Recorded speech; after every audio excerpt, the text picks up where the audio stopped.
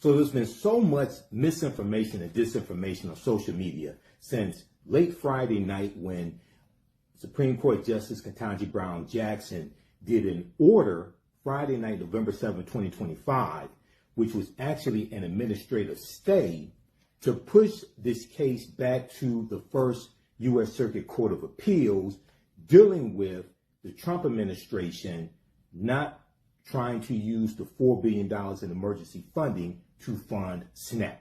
So you've had a lot of people on social media talking about this and thinking that Justice Ketanji Brown Jackson sided with the Trump administration. That is not what happened.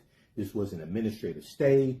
This was a legal procedural maneuver, and it was not designed to help the Trump administration. So the defiant lawyer explains here in this quick video, stop listening to black social media disinformation and misinformation agents. These are probably the same ones that told you to vote for Donald Trump and not vote for Kamala Harris. I'm historian and national political commentator Michael Imhotep, founder of the African History Network, host of the African History Network show.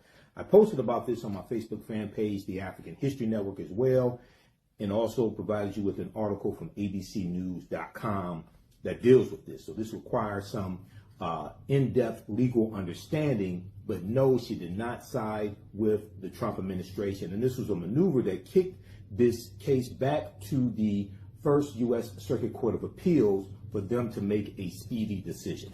Check out this video. We'll talk to you next time. Peace. There are people online who are saying that Justice Jackson actually sided with Trump in denying SNAP benefits. That claim is utterly false. And here's what really happened. So the federal government shut down October 1st, 2025, right? And that was because Congress failed to pass a new budget. So the USDA said it had no legal funding for November's SNAP payments. Several nonprofits and cities sued the Trump administration and argued in court that they absolutely had some emergency and contingency funds that they could use to keep SNAP running. The judge in the case, Judge John McConnell, agreed and ordered the Trump administration to fully fund November benefits, about $4 billion. So the Trump administration asked the judge to pause or place his order on hold. The judge refused. Then the Trump administration appealed to the First Circuit Court of Appeals and also asked that court for an immediate administrative stay, which means they were asking the appeals court to put the lower court's order on hold temporarily. The First Circuit declined that request. But it did say, we will rule on this regular request for a stay expeditiously. Now, the Trump administration, with the deadline only hours away, went to SCOTUS and basically asked SCOTUS for the administrative stay so the First Circuit could finish its review. Now, Justice Jackson, she handles emergency matters from the First Circuit, and she granted Trump's temporary stay. All right. And that is standard judicial procedure. That doesn't mean that she agrees with Trump's stance on SNAP. So Justice Jackson was merely following protocol.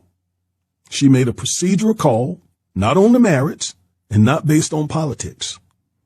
Her order will end 48 hours after the First Circuit issues its ruling.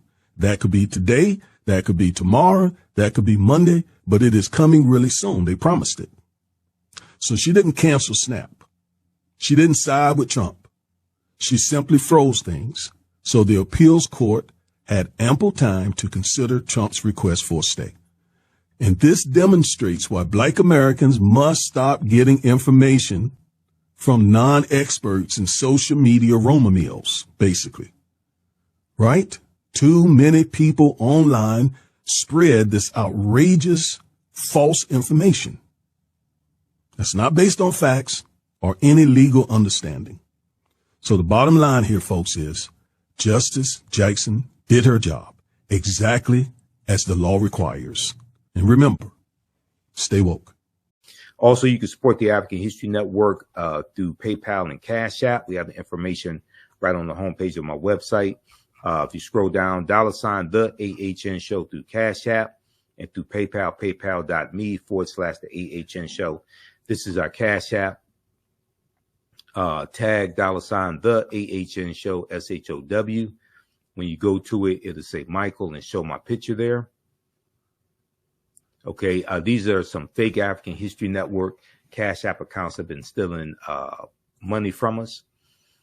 And I put our tag right here. Here's our link to our Cash App, QR code. Okay, so you can support us there if you want to donate support us $5, $10, $15, $25, $50, $100, whatever it is. It definitely helps us keep doing the research, stay on the air, pay some of the bills, and broadcast the Sunday night show also. And here's our link for PayPal, paypal.me/the AHN show. Okay. All right. So look, we have to get out of here.